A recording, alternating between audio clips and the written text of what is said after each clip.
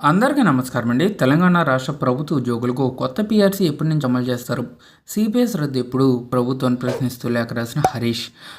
ప్రభుత్వ ఉద్యోగ ఉపాధ్యాయ పెన్షనర్లకు సంబంధించి ఇతర ఉద్యోగులు, కాంట్రాక్ట్ ఎంప్లాయీస్కు కాంగ్రెస్ ఇచ్చిన హామీలు గుర్తు చేస్తూ మాజీ మంత్రి బీఆర్ఎస్ ఎమ్మెల్యే హరీష్ రావు లేఖాస్త్రం సంధించారు. ఇప్పుడు ప్రభుత్వం అమలు చేస్తున్న ఉపాధ్యాయుల పదోన్నతులను సులభతరం చేసింది తమ ప్రభుత్వమేనని గుర్తు చేశారు. ప్రమోషన్స్ పొందిన ఉపాధ్యాయ ఉద్యోగులతో సీఎం రేవంత్ వేళ సమావేశం కాబోతున్నారు. అంతకంటే ముందు ఈ సమస్యలపై స్పందించాలని హరీష్ డిమాండ్ చేశారు. సిపిఎస్ రద్దెప్పుడు?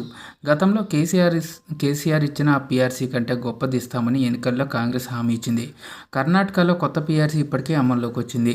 తెలంగాణలో మెరుగైన పీఆర్సీ ఎప్పటి నుంచి అమలు చేస్తారో చెప్పాలని హరీష్ ప్రశ్నించారు. మీరు మీ పార్టీ మేనిఫెస్టోలో ఇచ్చిన హామీ ప్రకారం కనీసం పెండింగ్లో ఉన్న 4 డిఏలు ఎప్పుడు ఇస్తారో చెబితే అందరూ సంతోషిస్తారని, న్యూ పెన్షన్ స్కీమ్ స్థానంలో ఓల్డ్ పెన్షన్ స్కీమ్ తీసుకొస్తామన్నారు. ఎప్పటి నుంచి అమల్లోకి వస్తుందో సభలో ప్రకటించాలని హరీష్ రావు డిమాండ్ చేశారు. సర్వశిక్ష అభియాన్ ఉద్యోగులను క్రమబద్ధీకరిస్తామని మాట ఇచ్చారు. 8 నెలలైనా ఊసేలేదు. వారి సమస్యను ఎప్పుడు తీరుస్తారో సభాముఖంగా ప్రకటించండి. పాఠశాలలకు స్కెవెంజర్లను అనుమతిస్తామన్న మీ హామీని ఎప్పుడు కార్యరూపంలోకి వస్తుందో చెప్పండి. పాఠశాలకు ఉచిత విద్యుత్తో పాటు మరికొన్ని సమస్యలు ఉన్నాయని, వాటిని పరిష్కరించాల్సి ఉందని తన లేఖలో హరీష్ రావు పేర్కొన్నారు. పెండింగ్ బిల్లులు చెల్లించండి.